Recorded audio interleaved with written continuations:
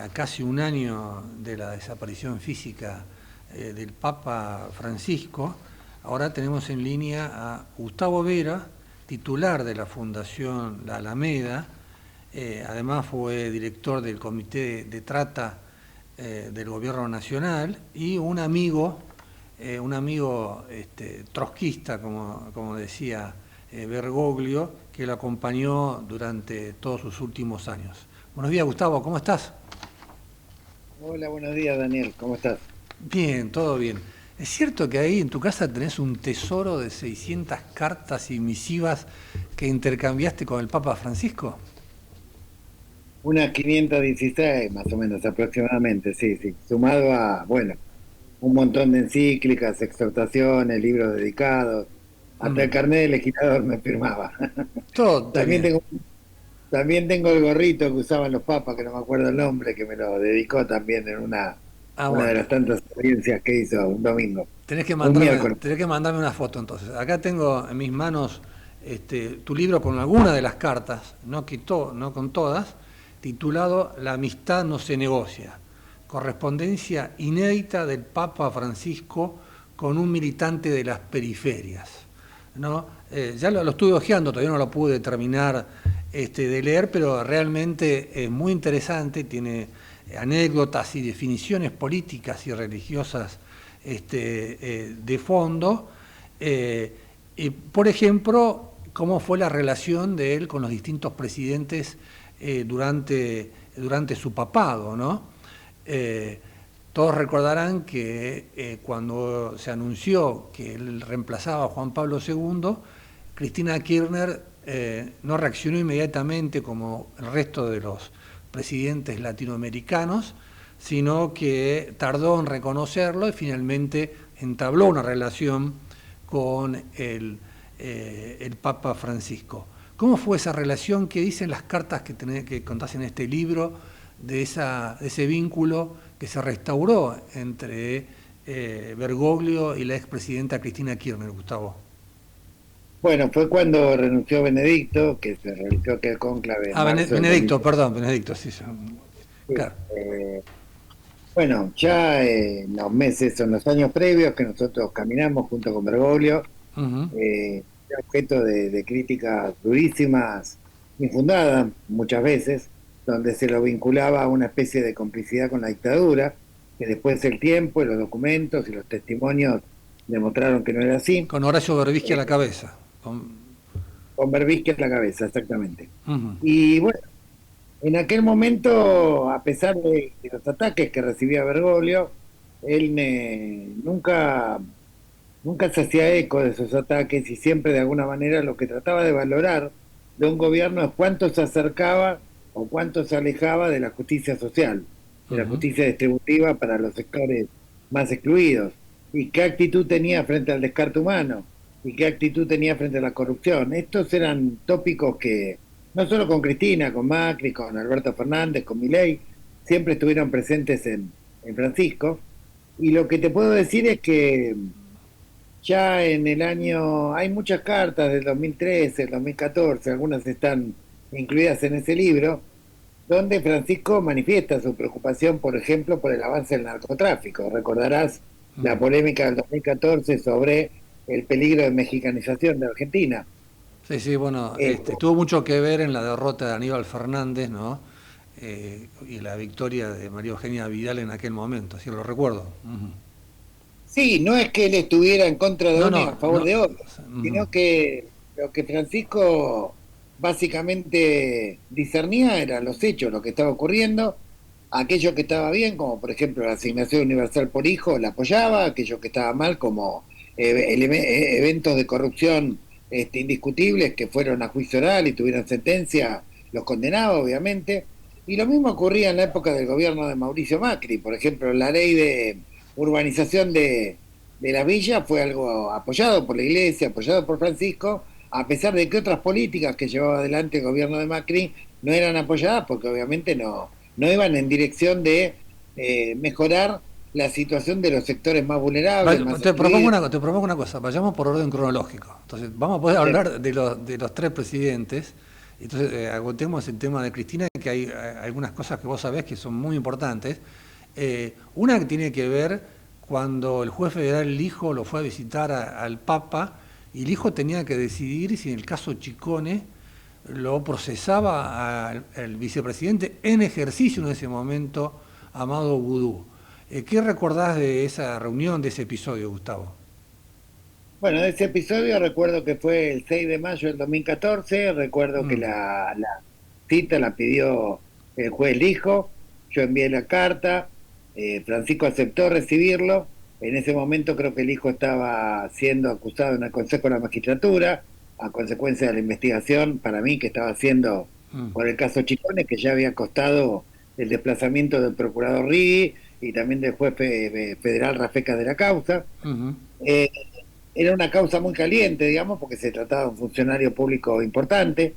Y Francisco me pidió que, que la reunión se arreglara para un día que yo tenía que estar en un coloquio en la Academia Pontificia, de manera tal de que pudiera participar. Participar no para opinar, sino participar como testigo presencial. ujú, Este, bueno, esa reunión se hizo en Santa Marta, mm, recuerdo, y ahí el juez Lijo primero empezó a comentar algunas causas en las cuales habíamos trabajado en común, de incautación de maquinaria para en talleres clandestinos para dársela a la comunidad Conde Formosa, a las mujeres Conde del Chaco, para los hogares de Cristo, en fin, a varias cosas que veníamos haciendo de reparación, ujú. concretamente no solamente punitivas, sino de reparación a sectores o comunidades vulnerables.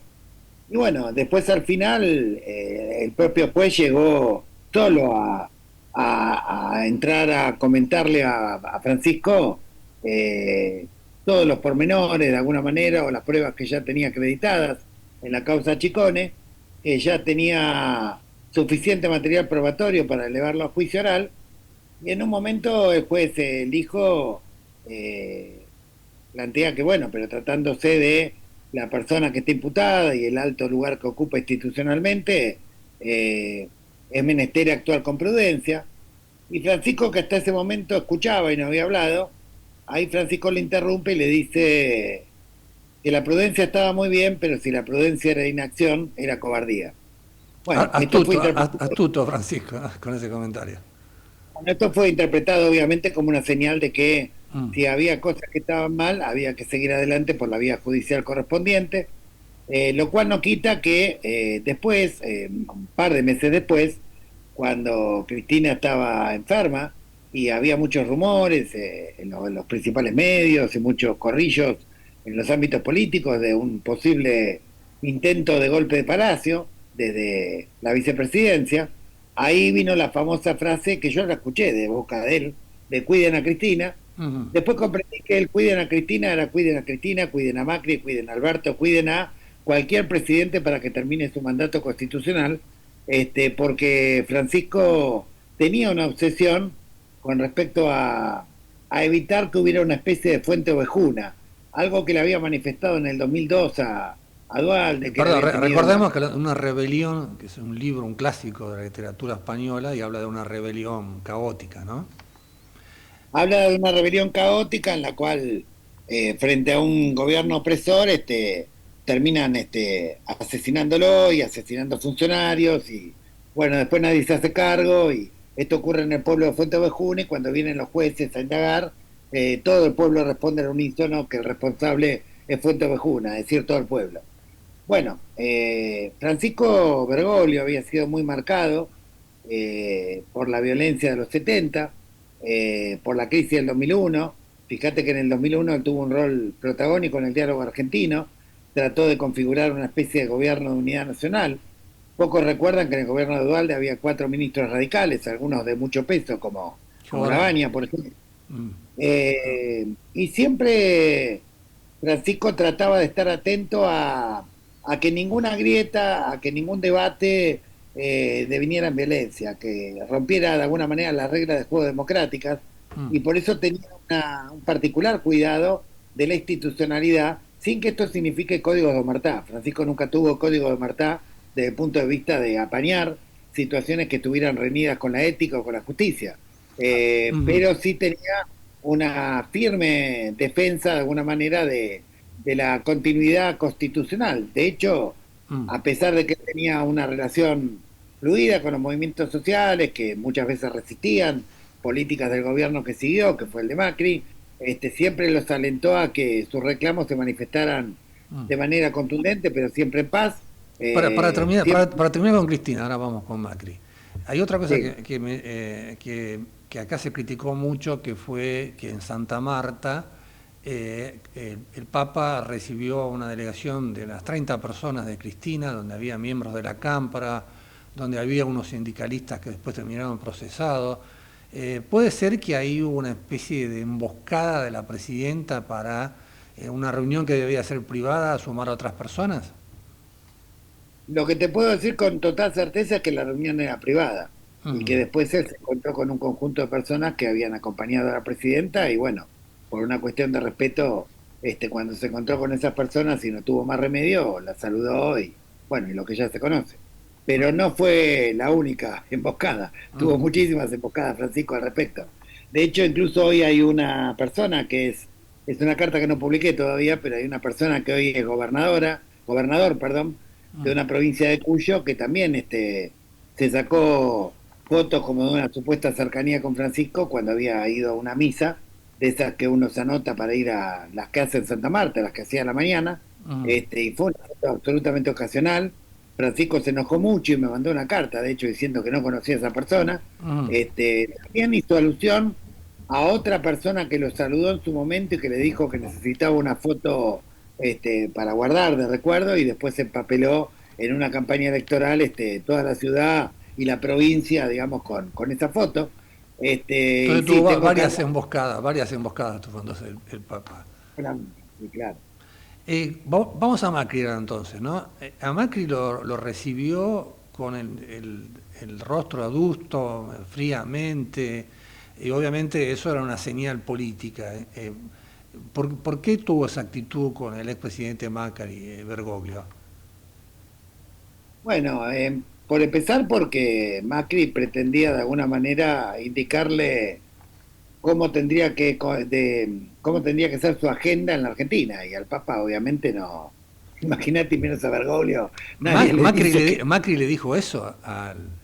como que algunas cosas no debían tocarse, otras sí, otras no, y bueno, y obviamente Francisco lo consideró como una especie de falta de respeto y bueno, naturalmente la charla terminó ahí. Hay algunos protagonistas como Santiago de Estrada, Marcelo Sánchez Sorondo que conocen detalles Ujú. de esta charla, pero sí, lo cierto es que había una tensión, una tiranteza, aparte de los medios afines en aquel momento al gobierno, no lo trataban nada bien a Francisco, distorsionaban bastante su mensaje, ocultaban bastante aspectos de su encíclica, y sobre todo las cosas se pusieron un poco más picantes cuando sale en el 2015 la encíclica Laudato Si, ¿no? Donde Francisco da definiciones muy fuertes respecto al planeta, respecto al sistema y respecto a los cambios que urgentemente la humanidad necesita. Vamos a saltar ahora a Milei porque nos queda un poco tiempo para el cierre del programa. Está apasionante tu relato. A Milei, el libertario y demás, lo recibió con una sonrisa, incluso hizo un chiste sobre si tenía una peluca. ¿Fue casi una actitud de un padre que recibe a un hijo? ¿Cómo viste esa entrevista? Sí, fue exactamente así. A ver, si vos te fijas en el libro, hay una carta que él manda Ujú. recordando el poema de Dragones, Ujú. donde dice lo feo que es ser huérfano de patria. Ujú. Este, y en esa carta, a pocos días del balotaje, y cuando ya las encuestas indicaban que la victoria de Milei prácticamente era inevitable, Ujú.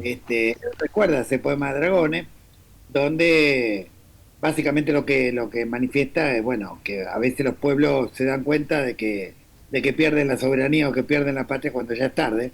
Y esto no significa que apoyara a tal o cual candidato, sino el peligro que implicaba una persona que no tenía raíces, que no tenía historia y que planteaba algunas soluciones que estaban un poco reñidas con la soberanía, ¿no?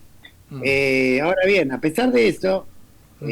siempre Francisco estuvo preocupado porque los presidentes no castigaran al pueblo, no hicieran sufrir a los más vulnerables. Y él estudió un poquito cómo era Milei, cómo había sido su infancia, su adolescencia, su juventud. De hecho, había sido una persona que había sufrido bastante, Maltratado, fue maltratado por el padre, lo contó él mismo, ¿no? Ujú. todo el mismo, sí, sí, exactamente, bastante maltrato y maltrato incluso desde la raíz, que es su Mm. mamá y su papá. Con Por lo violencia tanto, física. lo que hizo Francisco es lo que hace cualquier pastor realmente que es un buen samaritano y es tratar de alguna manera de decir, mira, más allá de la diferencia, más allá de las cosas que podamos acordar o disentir, yo te abrazo, yo te contengo, podés contar conmigo, veamos cómo podemos solucionar las cosas sin violencia, veamos cómo podemos solucionar las cosas sin que sufra el pueblo.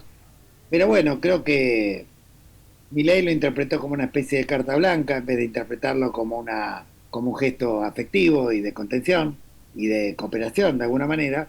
Y bueno, y después, obviamente, Francisco tuvo algunas definiciones bastante Bueno, por eso, contundentes nos respecto. quedan 2 minutos. Recurro a tu capacidad de síntesis para que me expliquen por qué pasó de ese gesto paternal a decir que estaba haciendo pasitos de cipayo, que Milei estaba haciendo pasitos de cipayo. Bueno, pasó porque obviamente en el medio de eso hubo otras cartas en las cuales se quejaba de la represión a los jubilados, también del desmantelamiento de las políticas de lucha contra la trata, de los despidos masivos que había, en fin, de muchas cuestiones que estaban afectando al sector, a los sectores que más la iglesia les preocupa, que son los más pobres, los más vulnerables, y obviamente hubo quejas por carta y quejas explícitas al respecto. Y los pasos de baile de Cepallo se refiere al alineamiento absolutamente ciego y casi incondicional, con una potencia que nos arrastraba, digamos, a un mundo que está viviendo lo que Francisco describe como una tercera guerra mundial en etapas y que nos mete en conflictos que son completamente ajenos a la Argentina, que siempre fue una tierra de paz, siempre fue una tierra de alguna manera de acogimiento de migrantes, de hermandad, está en la propia Constitución. Por lo tanto, obviamente cuando habla de paso de baile de cipayo, habla de la obsesión del gobierno en su afán de generar alineamiento con Estados Unidos, de entrometerse peligrosamente en cuestiones internacionales que obviamente cuando la Argentina se entrometió en otros momentos tuvo consecuencias dramáticas, ¿no? Bueno, Gustavo Vero, muchas gracias, felicitaciones por el libro, vamos a leerlo y seguimos en contacto. ¿Eh? Muchas gracias, Daniel. Que tengas buenas tardes. Chao, chao, muy buenas tardes. Bueno, Hasta luego. llegamos a este final de